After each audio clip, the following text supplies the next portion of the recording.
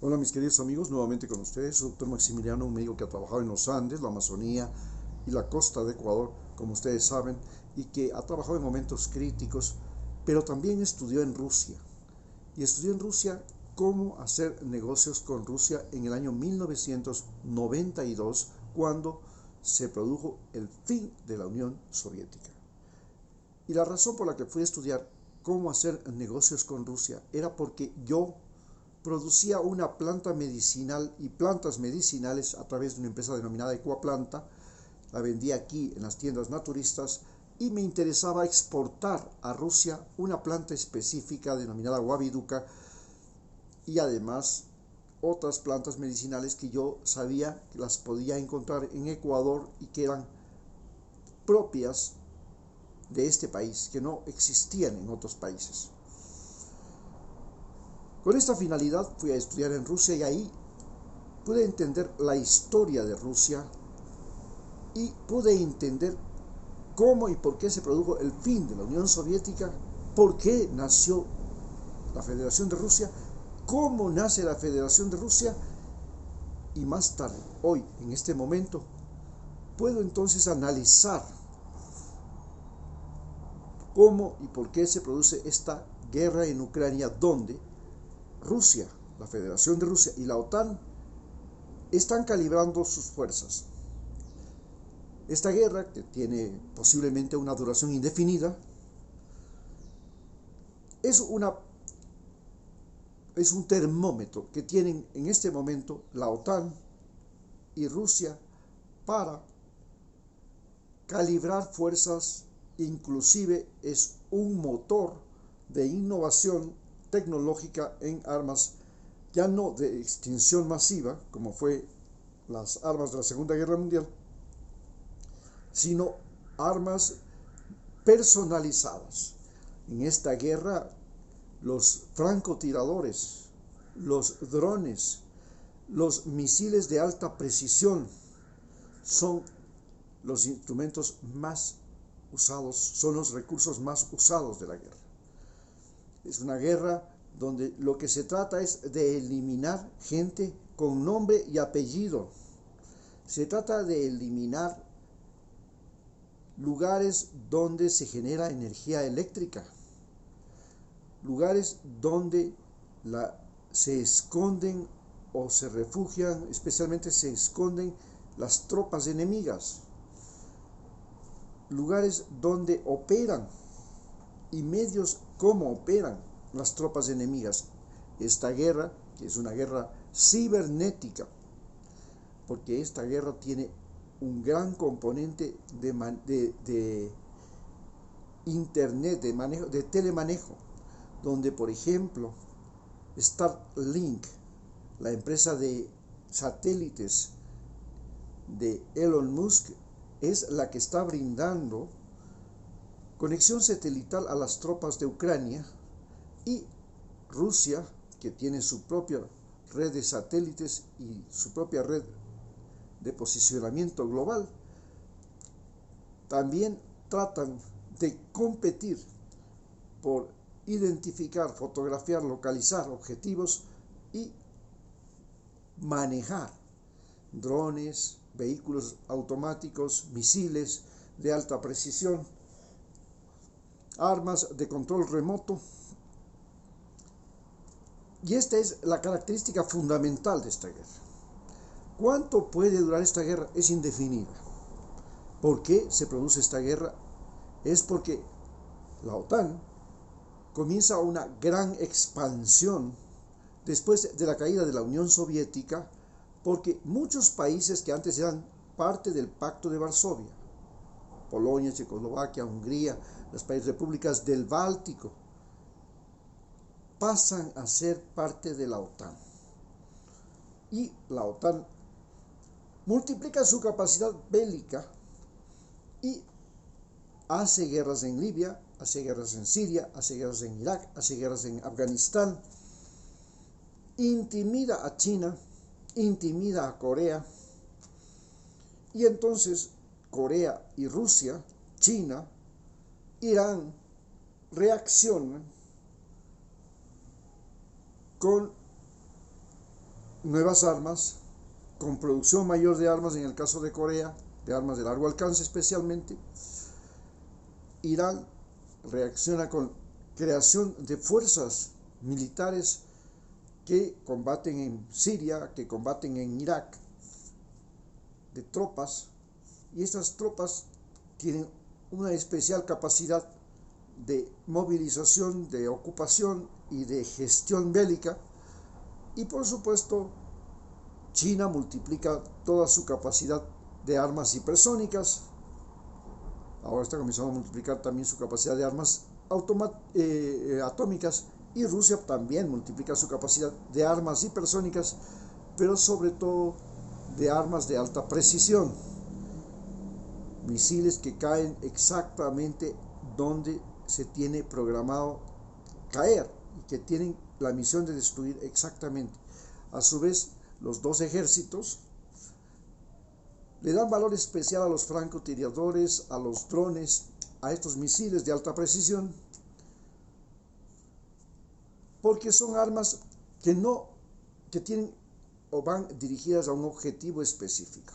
No es lo que sucedió en la Segunda Guerra Mundial, que los aviones llegaban y bombardeaban ciudades enteras, cayó la bomba atómica y mató a los que son y los que no son allá en Hiroshima y Nagasaki.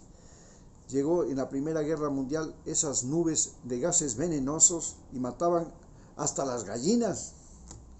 Entonces, esta nueva guerra, que es una guerra de alta precisión, es una prueba de fuego que están pasando el ejército de la OTAN y el ejército de la Federación de Rusia, que tienen nuevas zonas de conflicto.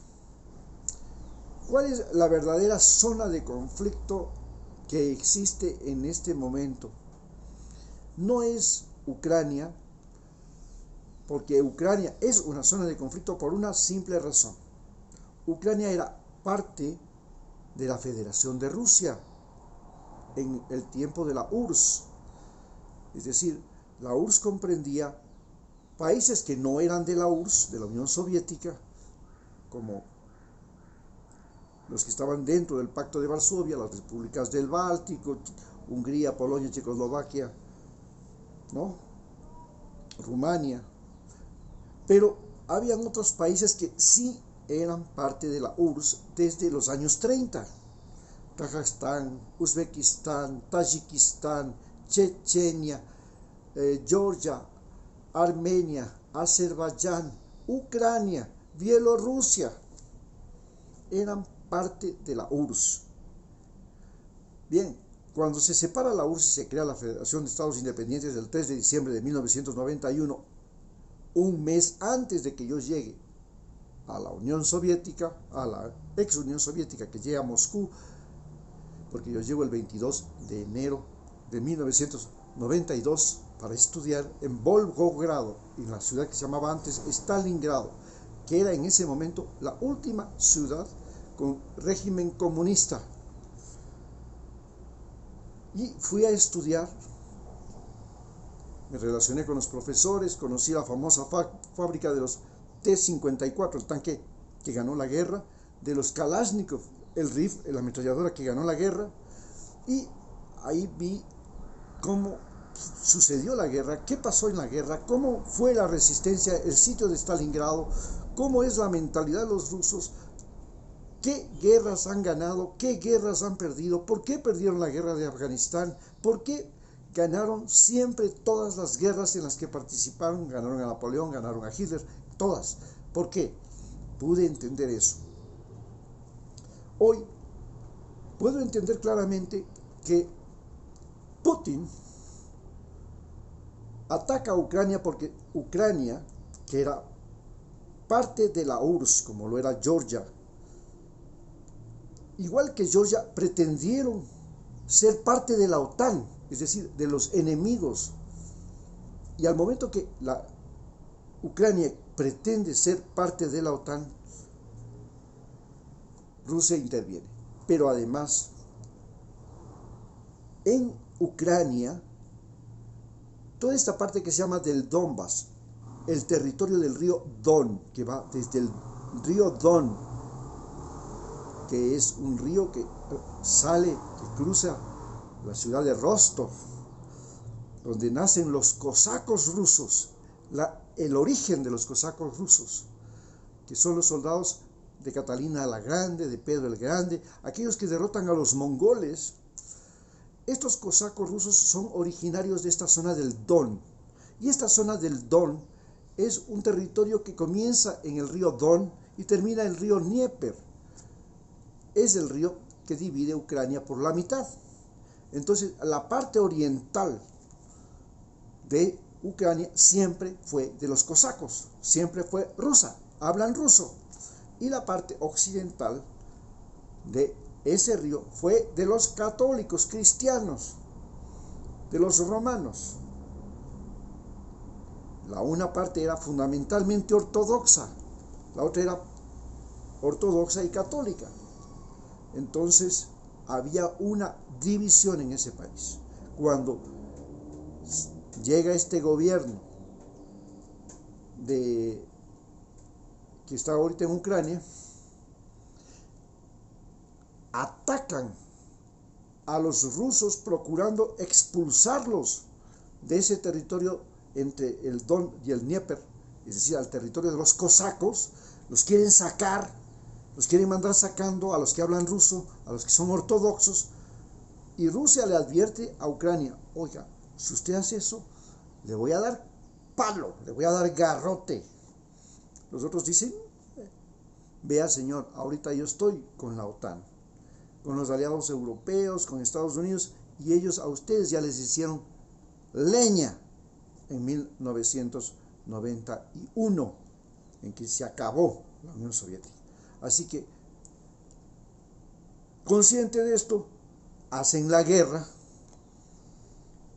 y Putin dice: ey, un momentito, aquí tenemos problemas, además tenemos problemas en el Ártico, porque con el deshielo ahora nos estamos disputando el Ártico con Estados Unidos, con Canadá, con Dinamarca, que tiene Groenlandia, con los países nórdicos de Europa, Suecia, Escandinavia, que también dan al Ártico, y ellos también quieren cogerse el Ártico. Entonces tenemos un problema en el Ártico, y también tenemos ahora este problema acá, que los ucranianos que están, imagínense ustedes que la capital de Ucrania, Kiev, y Moscú están a menos distancia que Quito y Guayaquil, están a la misma distancia que Quito y Guayaquil. Entonces, armas de 500. Y vale señalar otra cosa importante: Estados Unidos se niega a firmar el acuerdo de no proliferación de armas nucleares